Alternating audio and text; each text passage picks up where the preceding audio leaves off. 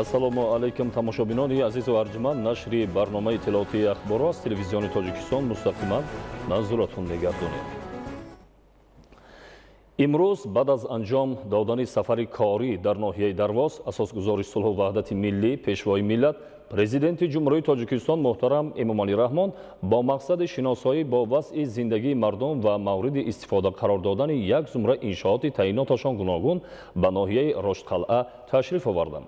дар ноҳияи Рошдқалъа сарвари давлат муҳтарам Эмомалӣ Раҳмонро нахуст бинои маркази адлияро ки бо тарх ва стандартҳои байналмилалӣ меъморӣ бунёд гардидааст мавриди истифода қарор доданд.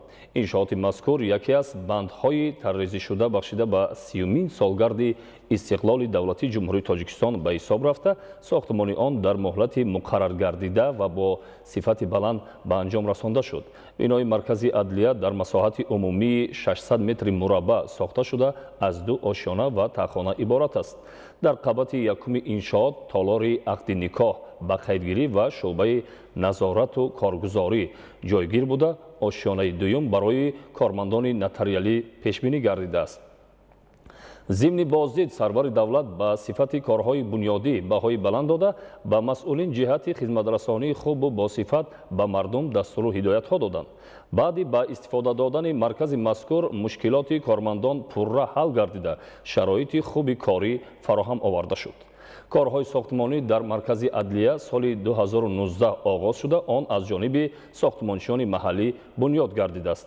тамоми масолиҳи сохтмонӣ истеҳсоли коргоҳу корхонаҳои ватанӣ буда, пеш аз истифода аз озмоишгоҳ гузаронида шуданд ва масъулини соҳа барои фароҳам овардани шароити хуби корию хизматрасонӣ ба сарвару раҳнамои худ изҳори сипос карда ваъда доданд ки минбаъд низ сиёсати пешгирифтаи давлату ҳукумати кишварро ҷонибдорӣ ва дар пешрафти ватани азиз саҳми арзандаи худро мегузоранд. имрӯз асосгузори сулҳу ваҳдати миллӣ, пешвои миллат, президенти ҷумҳурии Тоҷикистон муҳтарам Эмомалӣ Раҳмон дар идомаи сафари корӣ дар ноҳияи Рошдқалъа ҳамчунин бинои нави нозироти андозро мавриди баҳрабардорӣ қарор доданд.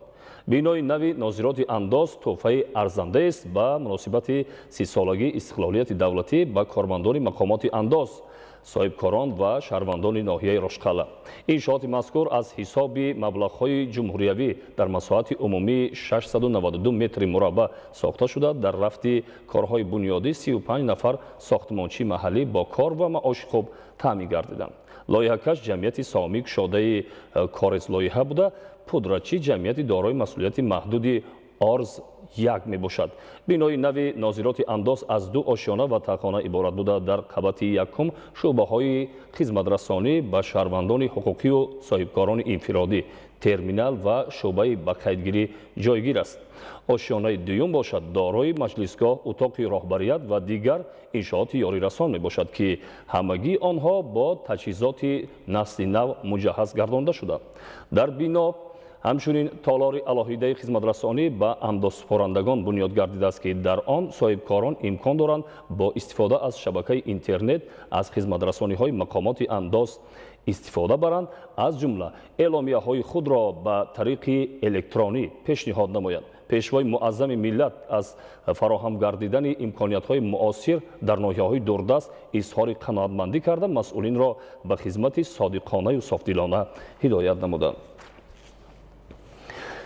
имрӯз асосгузори сулҳу ваҳдати миллӣ, пешвои миллат, президенти ҷумҳурии Тоҷикистон муҳтарам Эмомалӣ Раҳмон ҳамчунин дар ноҳияи Рошдқалъа бинои раёсати молияро мавриди истифода қарор доданд. иншооти мазкур дар масоҳати умумии 720 метри мураббаъ доман густурда, масоҳати зери бино 610 метри мураббаъро ташкил медиҳад. бинои нав аз шӯъбаҳои корӣ, китобхона, маҷлисгоҳ ва бойгонӣ иборат буда, барои кормандон шароити хуби кору фаъолият фароҳам гардидааст. иншооти мазкур аз ҳисоби маблағҳои ҷумҳуриявӣ бунёд гардида, пудратчии сохтмон ҷамъияти дорои масъулияти маҳдуди ваҳдат ЛТД мебошад. аснои шиносоӣ бо шароити корӣ ва суҳбат бо молиячиёни ноҳияи Рошдқалъа, пешвои муаззами миллат дастур доданд ки ҷиҳати беҳтар намудани сатҳу сифати хизматрасонӣ ва саривақт пардохт кардани маоши кормандони буҷавӣ масъулияти зиёдтар ҳис кунанд ва дар баландбардоштани иқтисодиёти кишвар саҳми муносиби худро гузоранд. маврид ба ёдоварист ки то имрӯз кормандони молияи ноҳияи рошдқалъа дар бинои кӯҳна кору фаъолият доштанд ки шароити хуб надоштанд. барои фароҳам овардани имкониятҳои муосир масъулини раёсати молияи ноҳия ба ҳукумати кишвар махсусан ба пешвои муаззами миллат изҳори сипосу миннатдорӣ намуда ваъда доданд ки тамоми донишу малакаи худро ба пешрафт ва рушди иқтисодиёти мамлакат равона мекунанд. имрӯз дар ноҳияи рошдқалъа асосгузори сулҳу ваҳдати миллӣ пешвои миллат президенти ҷумҳурии тоҷикистон муҳтарам эмомалӣ раҳмон майдони парчами давлатии ҷумҳурии тоҷикистонро ки бо санъати баланд бунёд гардидааст мавриди баҳрабардорӣ қарор доданд.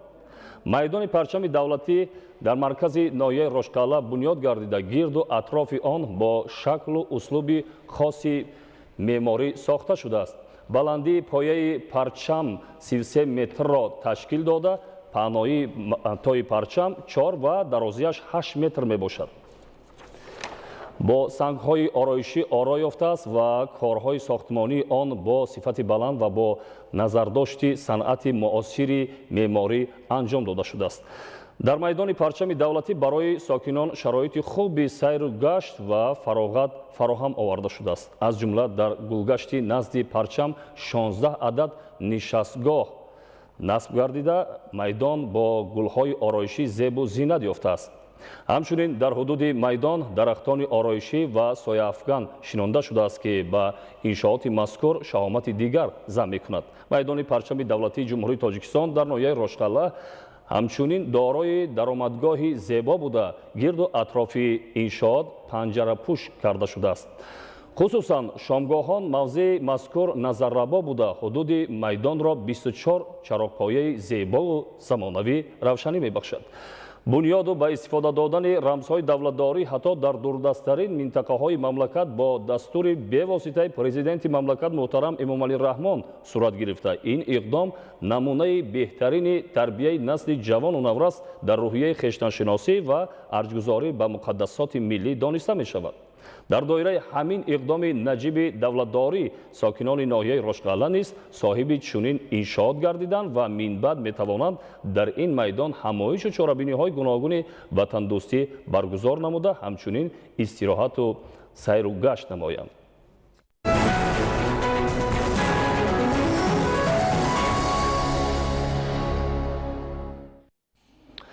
дар идомаи сафари корӣ дар ноҳияи рошдқалъа асосгузори сулҳу ваҳдати миллӣ пешвои миллат президенти ҷумҳурии тоҷикистон муҳтарам эмомалӣ раҳмон маркази хизматрасонӣ ба муштариёнро мавриди баҳрабардорӣ қарор доданд.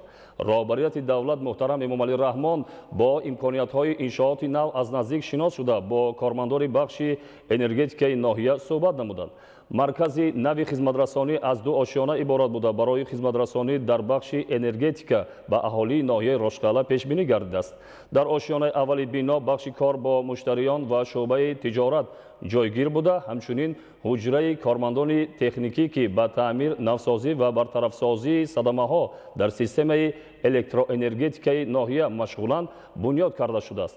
минбаъд тамоми хизматрасониҳои вобаста ба барқ аз қабили пардохти ҳаққи истифодабарӣ ва ба расмиятдарории ҳуҷҷатҳо барои насби ҳисобкунакҳои барқӣ ба таври мутамарказонида шуда дар ҳамин ҷо ҷараён гирифта.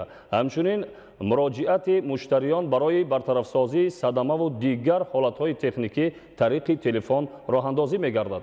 маркази хизматрасонӣ ба муштариён ҳамчунин дорои толори конферансӣ бо 50 ҷои нишаст буда барои гузарониндани ҳамоишу вохӯриҳо имкониятҳои зарурӣ фароҳам оварда шудааст. дар бинои нав барои беҳсозии шароити кори дигар иншооти ёрирасон низ сохта шудааст. ҳамчунин гурӯҳҳои фаврӣ ва садамавӣ ки дар маркази мазкур фаъолият менамоянд бо назардошти шароити ҷуғрофии ноҳия бо тамоми имконоти зарурӣ ва дастгоҳу воситаҳои ҳамлу нақл ба пуррагӣ таъмин мебошанд. зимни суҳбатҳои самимӣ сарвари давлат муҳтарам эмомалӣ раҳмон кормандони бахши энергетикаи ноҳияро вазифадор намуданд ки сифати хизматрасониро ба аҳолӣ баланд бардошта барои бартарафсозии садамаву ҳолатҳои ғайричашмдошт дар системаи энергетикии ноҳия хусусан дар сардиҳои зимистон ҳамеша омода бошанд. асосгузори сулҳу ваҳдати миллӣ пешвои миллат президенти ҷумҳурии тоҷикистон муҳтарам эмомалӣ раҳмон дар деҳоти рошдқалъаи ноҳияи рошдқалъа خطی نوی آب نوشاکی را مورد استفاده قرار دادند. در این مراسم که با اشتراک اهالی دهات مذکور در فضای خوشحالی و خرسندی دایر گردید، پیشوای ملت محترم امام علی رحمان با تاب دادن مروت قبور اساسی تأمینات آب نوشاکی به اهالی شهرک میدان دهات رشقله از آبادانی و خرمی و شکوفایی های بیشتر مژده رسانیدند. سرور دولت محترم امام علی رحمان ساختمان خط آب نوشاکی را در روزهای تجلیل از جشن فرخنده و نیکپی 30مین سالگرد استقلال دولتی جمهوری تاجیکستان تحفه ارزنده حکومت مملکت به ساکنان شهرک میدان ارزیابی کردند. کارهای بنیادی در انشاءات مذکور ماه اوگوست سال 2019 شروع شده بودند. در رفت کارهای ساختمانی بیش از 50 نفر متخصصان محلی از ناحیه‌های رشقله و شغنان جلب شده با معاش خوب تامین گردیدند. لازم به ذکر است که خط آب نوشاکی از مسافه 11 و از 5 کیلومتر به مرکز دهات رشقله شهرک میدان آورده شده است. باید گفت که در نتیجه توجه و غمخواری حکومت مملکت خاصه پرزیدنت جمهوری تاجیکستان پیشوای ملت محترم امام علی رحمان سال تا سال در کشور دسترسی اهالی دهات به آب تازه آشامیدنی تامین گردیده مشکلات جای داشته برطرف می‌گردد. این اقدام‌های سازنده مخصوصاً با استقبال جشن 30مین سالگرد استقلال دولتی جمهوری تاجیکستان و سالهای رشد دهات، سیاحی و هنرهای مردمی اوج تازه پیدا کرده موفقانه عملی شدند.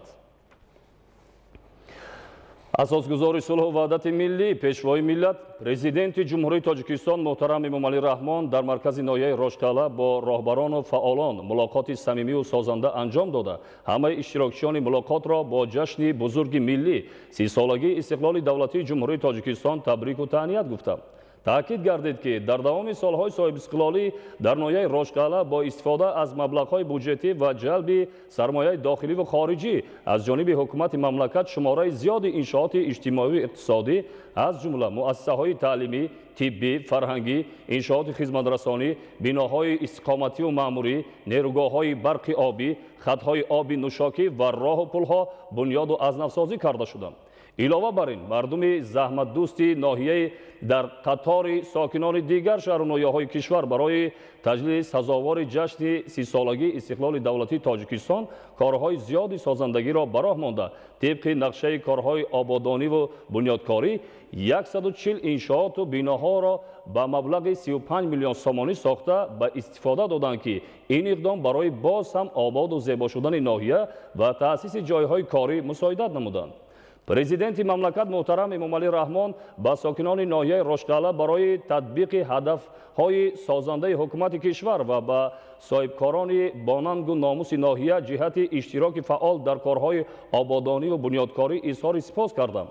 در آخر سرور دولت محترم امام علی رحمان با اطمینان ابراز داشتند که ساکنان ناحیه در آینده نیز تمام سعی و تلاش خود را برای حفظ دستاورد بزرگترین استقلال، صلح و آرامی، ثبات سیاسی و وحدت ملی، اینچنین تحکیم پایه‌های دولتداری ملی تاجیکان، رشد دولت و آبادی وطن صاحب اختیارمان روانه می‌سازند. یک گروه ساکنان وطن دوست ناحیه رشقله، آموزگار غلام شایف علی خان، سابقه‌دار حیدرزاده غیب‌الله و دانشجو نورنجاوا انگلینا برآمد کرده برای دستگیری و غمخواری همه‌جانبه به پیشوای معظم ملت اظهار سپاس کردند. در دایره سفر کاری به ولایت مختار کوهستان بدخشان اساسگزار صلح و وحدت ملی پیشوای ملت پرزیدنت جمهوری تاجیکستان محترم امام علی رحمان به شهر خاروق تشریف آورد. پیشوای ملت را ساکنان شهر خاروق گرم و صمیمی استقبال گرفتند. 28 سپتامبر اساسگزار صلح و وحدت ملی پیشوای ملت پرزیدنت جمهوری تاجیکستان محترم امام علی رحمان بعد افتتاح یک زمره انشاءات نو و ملاقات با ساکنان ناحیه رشقله و شهر خاروق تشریف آوردند. راهبریت و ساکنان شهر پیشوای معظم ملت محترم امام علی رحمان را در مرکز ولایت مختار کوهستان بدخشان با صمیمیت خاصه استقبال گرفتند. ای باغبان زندگی ما خوش آمدید، با سایه همای نکوها خوش آمدید. پیکی سعادت است کدومی شما مدام، ای پیشوا به شهر دلارا خوش آمدید. ای بدخشان نزد تو فرزانه فرزند آمده، خوش مبارک سوی ما مردی خردمند آمده. پیشوا خوش آمدید، در سینه ها جای شماست. هموطن بادا مبارک، آن ظفرمند آمده. خوش آمدید پیشوای معظم ملت. президенти ҷумҳурии тоҷикистон муҳтарам эмомалӣ раҳмон дар шаҳри хоруқ ва ноҳияи шуғнон як зумра иншооти навро ифтитоҳ карда бо сокинон мулоқот ва дар барномаи бошукӯҳи фарҳангӣ ба муносибати ҷашни 30-солагии истиқлолияти давлатии ҷумҳурии тоҷикистон иштирок мекунанд.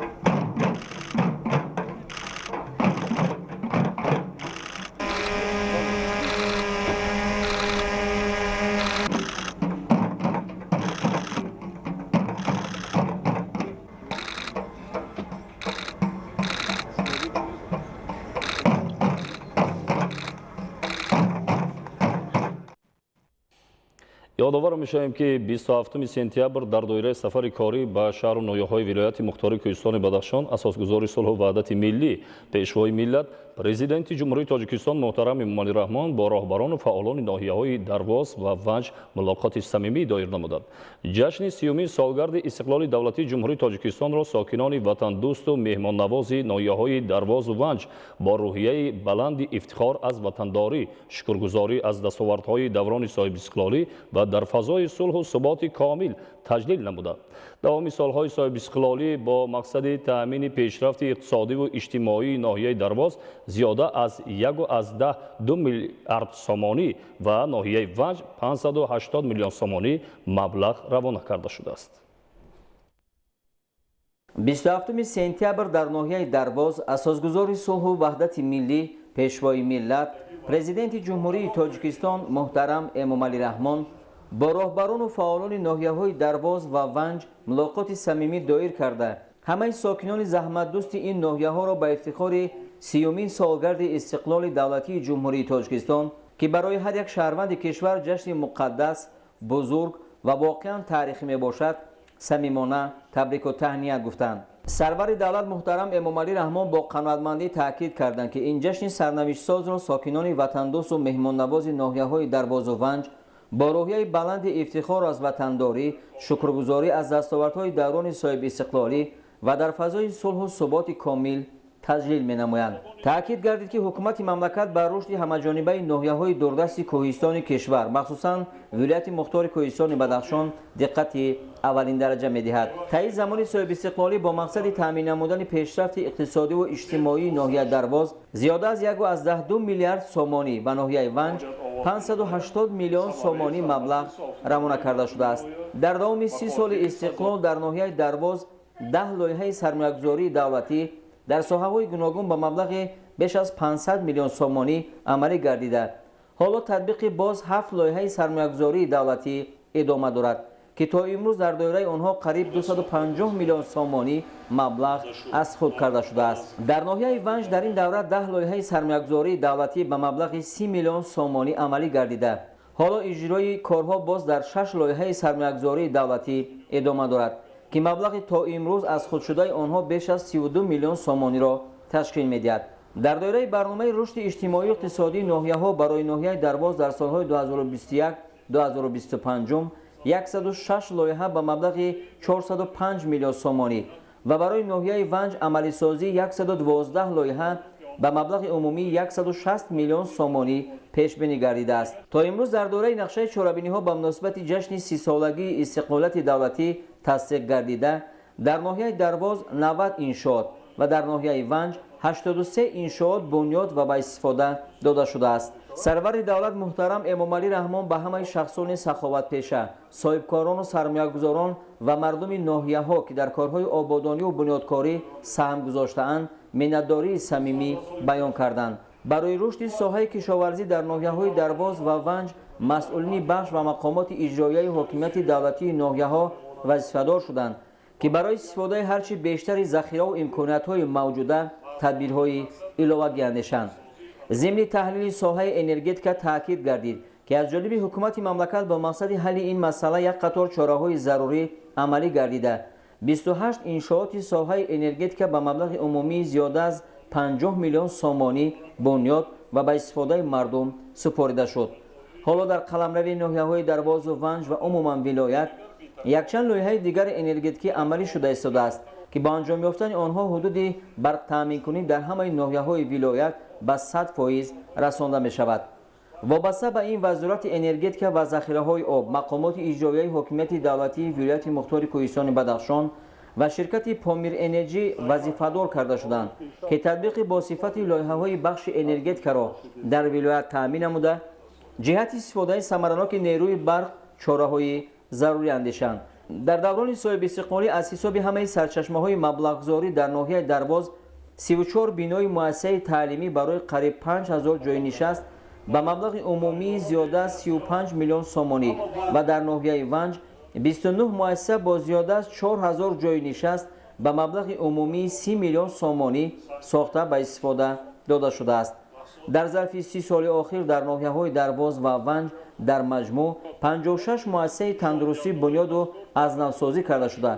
حالا در آنها زیاده از 500 نفر طبیبان و متخصصان به اهالی این دو ناحیه خدمت می‌رسانند. مسئولان ساحه‌های معارف و تندرستی وظیفه‌دار گردیدند که برای باز هم بهتر گردیدن شرایط مؤسسه‌های طبی و تعلیمی و تامین آنها با متخصصان بلند اختصاص تدبیرهای علاوه اندیشند. در آخر پرزیدنت مملکت محترم امامعلی رحمان با اطمینان اظهار داشتند که مردم وطن دوست با ننگ و ناموس و متین اراده ناحیه‌های درواز و ونج منبع نیز با حس بلند افتخار از وطنداری در حفظ دستاوردهای تاریخی خلقمان، استقلال و آزادی، صلح و آرامی و وحدت ملی همیشه آماده خواهند بود و با زحمت صادقانه و اهلانه خود وطن محبوبمان و دیار خود را باز هم آباد و پیشرفته خواهند گردانید. در همین جا بعد سخنرانی سرور دولت محترم امامعلی رحمان مکالمه سودمند و سازنده با ساکنان ناحیه‌های درواز و ونج برگزار شد. در ملاقات شهادت سید جمال خواننده از ناحیه درواز، تاج‌نسا منفعت خانم سابقه‌دار از ناحیه ونج، نور محمد گولوف سابقه‌دار و فاطمه سلیمانова سابقه‌دار از ناحیه درواز سخنرانی کردند. این وطن ما را پری پرواز داد، صدری را بهر دانش باز داد، ما جوانانی عدالت خواه را سوی فردای نکو آواز داد. السلام علیکم محترم پیشوای معظم ملت. سلام علیکم. محض نیت‌های و دستورهای نیک و سازنده شما سببگاری از این منبر بلند به سخن برآمدن من شهادت سعید جمال خواننده مؤسسه تحصیلات عمومی دختر یکی از دهه‌های بلندکوه ناحیه گشته است. تلاش‌های شما در راه کمالات معنوی نقشی روشن دارد.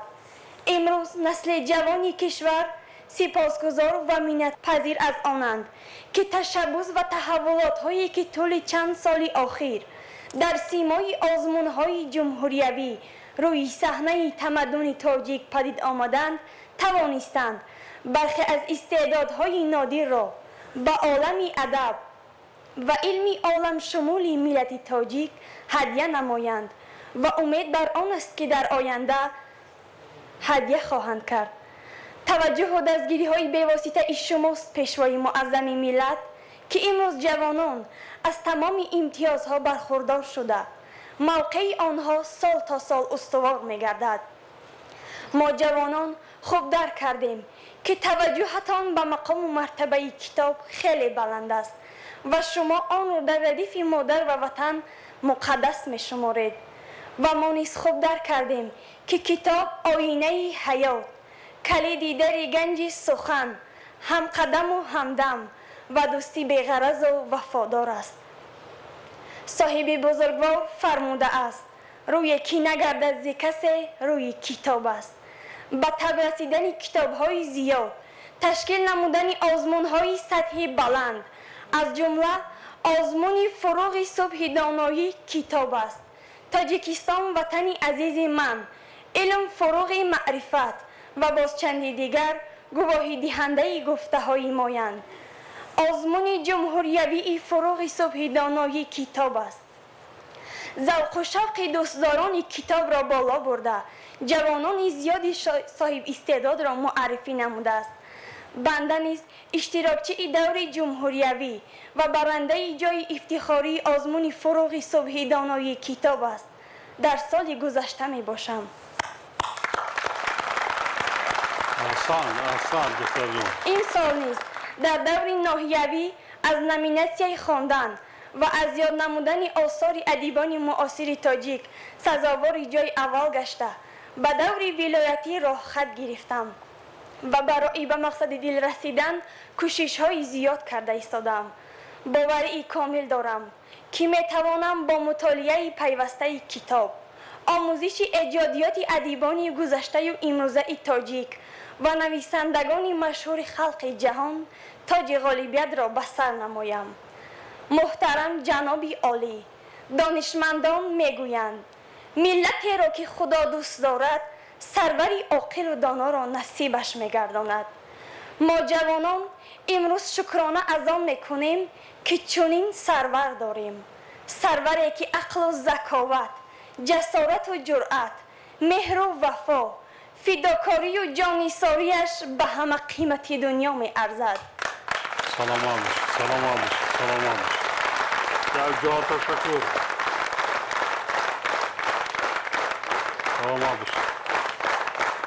وقتی که شما تأکیداً ابراز می دارید که وطن خود را دوست دارید، از این ما جوانان دروازی به وجد می آییم، زیرا این هشدار شما مقرری نیست. این عبارات نه تنها از زبان بلکه از قلعه حسیات باطنی و ظاهری شما صدا می دهد. از نام تمام جوانان این دیار باستانی شما سروری خیرتمند و عاقل و دانا را باور می کنانیم که تا جان در بدن داریم این وطنی عزیز را چون مادر دوست داشته بهر آبادی آن کمر همت می بندیم و بهر حفظش جان جوان خود را دریغ نمی داریم. ما شما را دوست می داریم جناب عالی و با شماییم. سلامت باش. در جا تشکر. سلامت باش. خب از خودی همون غیرت کرده رفته از یک ناحیه دوردست در آزمون جمهوری اشتراک کردن، خودش هر کس وای نبی کند کن. السلام علیکم جناب عالی. سلام علیکم. من منفیت خانم و تاجیکستان سابقه دار از ناحیه ونج. پیام و درودی به پایان مردم ناحیه ونج را که مهر و صمیمیت شما را احساس میکنند پذیرایی می نمایم. سلام باش. با دستگیری شما با سپورت شما ناحیه ونج آباد زیبا شده است. سیمای ناحیه ونج را شناخته نمی شود. آن به یکی از شهرهای زیباترین، شهرک زیباترین تبدیل یافته است. برای همه زحمت‌هایتان، برای همه خدمت‌هایتان مردم ناحیه ونج صافدلانه خدمت کرده است و می‌خواهد که در رشد و نموی وطنمان سهم گذاری نماید. سلام باش. درود و سپاس به پیشوای معظم ملت. با رسوم قدیم و شکرگزاری از نعمت‌های استقلال و وحدت، سازندگی و بنیادکاری بر قدوم فیضبار مهمان عزتمند از سر تا پون درواز، بساط محبت گسترده صفا و پاکیزی قلب خویش را برایش ارمغان آورده ایم. سلام باش. اسرار لطف الهی را در جبینش مشاهده کرده ایم. محترم پیشوای معظم ملت، 30 سال استقلالیت از همت و حکمت، از پدیده و پیمان، از فیض و برکت مال و لبریز بود. 30 سال احیا و برافراشتن هنر و فرهنگ والا و اصیل تاجیکی بود. آره، جوانی 40 ساله در حد کمال و غایت جمال به ملت ضعیف و زبون و خار ابتدای سالهای 90 با کلام نو، سطر و صفحه نو سروری آغازیده کتاب تازه را از تاریخ روزگار نوین تاجیکان افتتاح کرد. اندیشه های خود را موجز، جذاب و مثبت ابراز کرده احساس خوبی از خود به زندگی شکوفا ظاهر نمود. رفتار شکرگزارانه، تاجیکانه و بسا عادی و خاکیش را القا ساخت. محترم پیشوای معظم ملت، به نظر من چنین میرسد که به کشف راز و رمز سوز و سازی قری دی هر یک فردی کوچک و بزرگ رسیدگی کرد. به هدفهای خود باوری داشت. ملت اذیت کشیده با چنگ خویش از ورطه نابودی نجات دادش را به سوی فتح قله‌های المراد پیش برد. محترم پیشوای ملت، ما تاجیکان از خداوند به رئیس جمهور تشکر میکنیم که توانید در شرایط تیز و تند جهانی شوی زبان، فرهنگ و اصالت ملی ما را حفظ نماید. ما از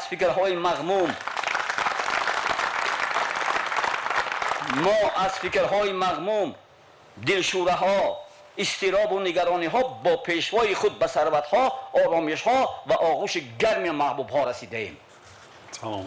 لذا هر آنچه که امروز به عنوان دستاوردهای زندگی داریم از شرافت همین فرزانه فرزند خلق داریم. محترم پیشوای معظم ملت، سرنوشت و تقدیر پدیده بود است که باید خود را تازه ایجاد کنی. امروز هم روز سرنوشت است. و رسالت زندگی امام علی رحمان اعمار دولت تاجیکان بوده است.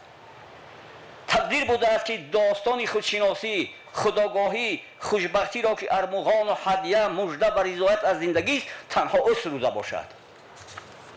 محترم جناب عالی، راه در بدن کشور چون شهرک خونگذر در تن آدمی است. از راه برداشته او سنگ گذاشتن یک سنگ را پدران ما میگفتند که اجر و ثواب زیادی را دارا میباشد.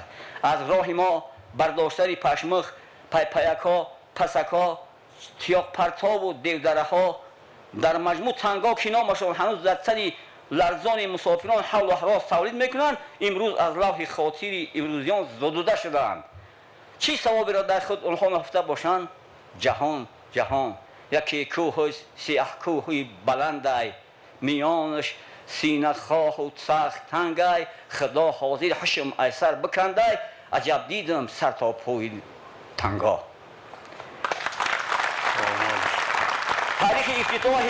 تاریخ افتتاحی همون راه مشکل را مرحوم مومن جان یادش بخیر با سرور دولت چنین معرفی کرده بود: دولت شوروی با تمام اقتدارش چین کرد سر نوگ کلابه‌اش را نیافت، چیزی از خود واقع نگذاشت و کوششی بیهوده به خرج داد.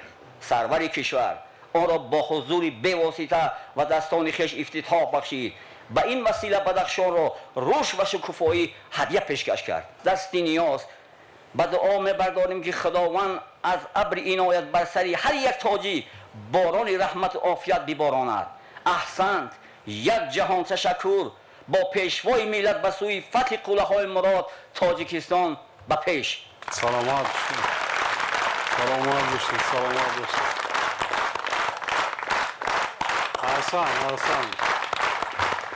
حسن با تکرار شما میگویم که در دنیا کاری که نمیشود گوییم نمیشدگی نیست، فقط ذوق داشتن مادر. در این راهسازی هم یا که در بنیاد کردن هم دیگرم برآمد کردگی همون هم ایدن همه خیلی برای سخنرانی بسیار طبیعی بود که همی آمدن چین کردن آمدن چین کردن صدها بار آمدن چین کردن.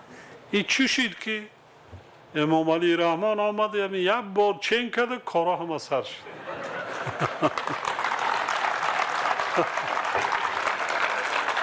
وطن خود مناسب کنند دوست داریم، شادیخانه خدمت کنیم، بنیاد کنیم، سازیم. با امید هیچ کس شدن در کار نیست، با امید یگان کس شدن در کار نیست، با امید یگان دولت نشویم که پگاه آمده خانه ما و شما را آباد میکند یا میسازد. ملت تاجیک ملت تمدن آفر است، تمدن ساز است، شهرساز است، شهردار است، معمار است، دانشمند است. ای شاهنشاه سرور و سرکار ما خوش آمدی. سلام پیشوا و پیشبر گلکار ما خوش آمدی. صلح پرور وحدت پرور یار ما خوش آمدی.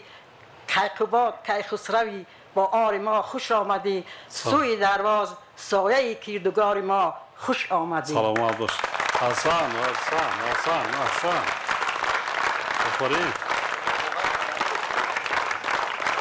یک جان تشکر مادر است. یک جان تشکر. السلام علیکم جناب عالی. سلام علیکم. پرزیدنت محترم امام رحمان، شما را من اینومی همه یمی چی شما را خیر مقدم به همی دروازی خشباد هوا را خوش اومده. من همیشه و خرسانی و خوام نبید است که شما را پیش ببینم. سال آرزو داشتم که شما را پیش ببینم، ندیم او سال دعوت نامه هم دان من اموش خواهم. امو قشلاق با ماشین نیافتم بیام ببینم. نصیب همین روز بوده است. انا نصیب من امروز بی که در همی زنگ بیم بیومم با پیشتم. رحم بلنده نه؟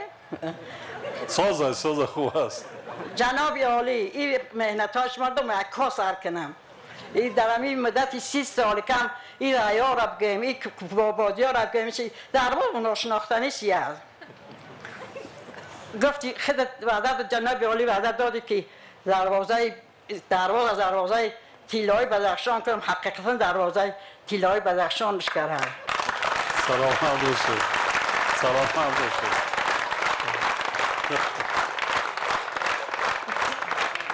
احسن جناب عالی حاضر کدوم ایامی تاجیکستان همه دوستت میدارم در مینه امون پریزیدنت ها میبینیم فخر میکنیم میگن بینشه ای همه خشرویتا ای همه وزیتا ای همه قدبلنتا ای همه گابدوتا خشروی نقص فخر میکنیم که انا خیلی سروری خشرو داریم و نومی خیلت موافقی امام علی رحمان نومت موافق خیلت عرضی است کدوم یک خدمت های طرف گیم 7 شب 7 روز بگم یک سخنی من کمه قلم عاجزی میکنه برمی کارای شما این کارای شما در اینده 30 سال کرده یکان کس نکرده است ای همه صلح وحدت دوستی پاریم در شنوی رفتم دیمش گفتم که اینجا ساختی پریز ای بعد یک ایتالی ما یک ژورنالیست میپرسه که ای خاله کای میگم ای دراز میگه که در شنوی را خیلی میگم در شنوی میگه در پریز هم زخشیره چی است ببین هزار رحمت ما دروازی ها امی خدمتات فقط امی را تگردونده نتونیم حالا چاک کنیم تا رستد میگیم که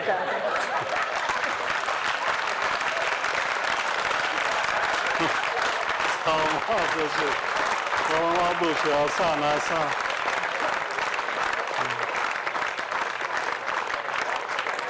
سلامات باشه همه امینا خدمت ها خطن ای شریح ای رئیس کوچک یاشک شهر دشنوه امام علی رستم امام علی انا من راستش بگم من وقتش کتاب میخوندم دونا بی ما دگونی کم باد فاطمه زورا هر مدونانه که دوره بیزبی رو نه مکتب روی تونستم نه چی مهنتامو برای دو 5 خونده می چی نه این حالت هست خطبیه پیشوا میداد کوات حال میبین میکنم دگون کار کوات ابتم برام خونم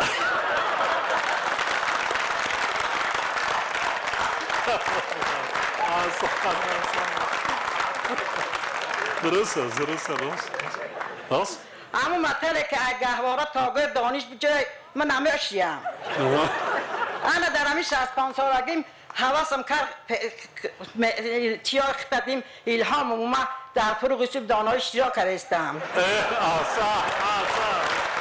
احسن آفرین انا لاحیوی شب گذشتم او ولایتی و اوش خدا یک یادم کنم برای پیرسی هم ایزا میخونم ایزا فراموش که یاد کرده آمد 100 کتاب خوندم در یاشی من در کتاب خوندم دائم کتاب میخوندم باره کتاب خونی بیای بر همه را خیلی تأثیر کردی همه کارا را چی تبگیم آخی گفته گفت سخن ندارم قلم عاجزی کنم و همین کارای شما سلامت باشه مردم قدی ثروت الهی خم نگردد دلی شادت به دوری غم نگردد الهی باشی و 100 ساله باشی که سایت ایسری ما کم نگردد احسن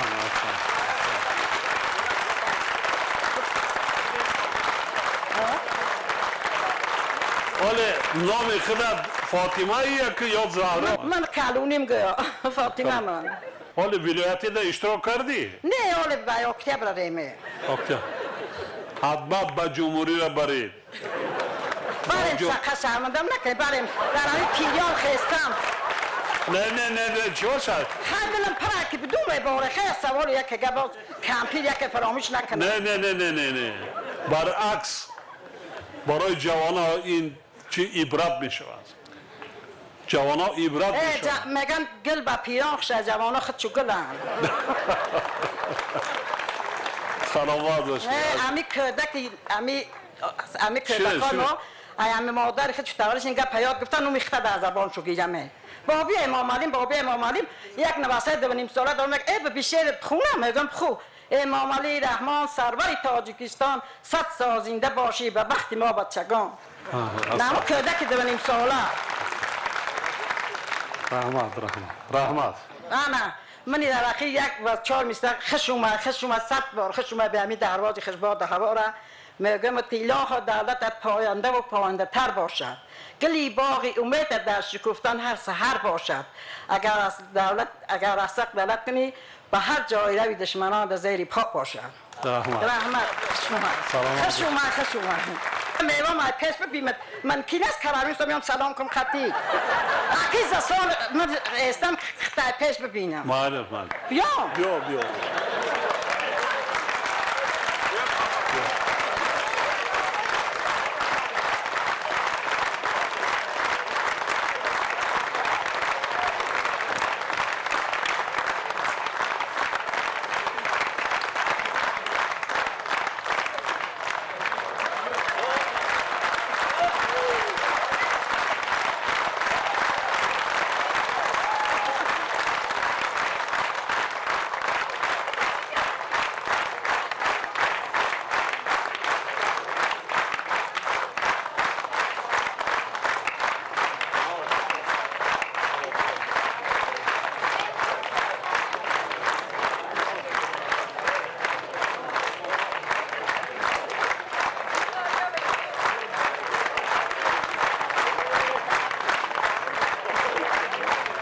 ای خالمون جنباز کرد دیگر یگان کسی دیگر یگان چه گفتنی داره از نام همه مردمی درواز و بدخشان سخن کرد دیگه این در سخنهای من نمیشه بخدا این نیم ساعت برآمد کردگی منه 5 دقیقه برآمد کردگی خاله فاطمه برابر شد زیادتر شما ولی من میدانم که بعضا بچه ها از دوشنبه اومدگی اینجا نفهمیدین نه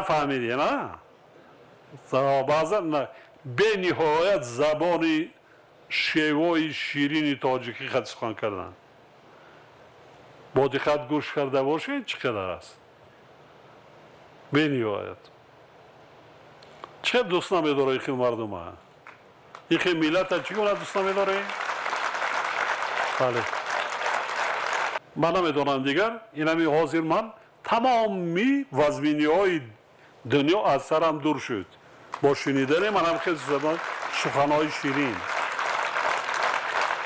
شد یک جان تشکر میگم سفر آخرانم در شهر خارق بود بعد یک کارخانه میکشیدیم نگاه کردم دیوال قطعی یک 15-20 نفر عورتا دایره زده ایستادن بعد نگاه کردم بعد شده یک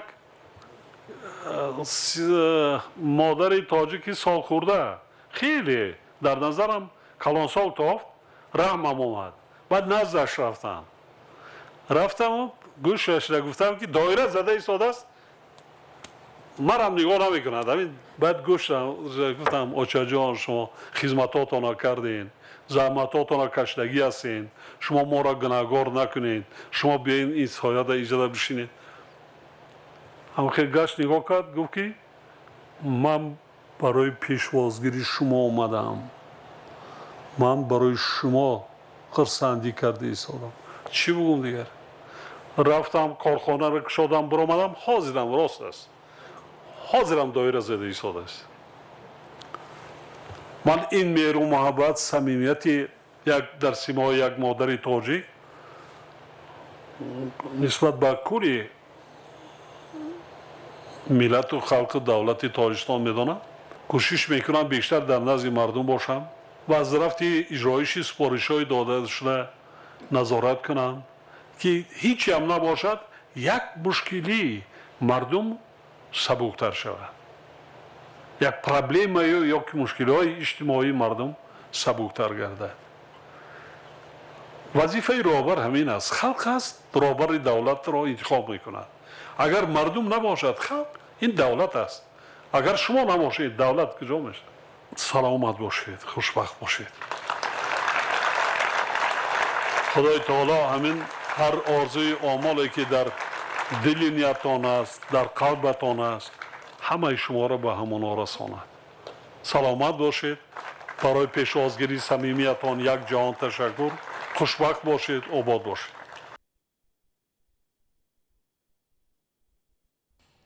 بیننده های عزیز و ارجمند این بود برنامه اطلاعاتی اخبار تنسیت خان آباد باشید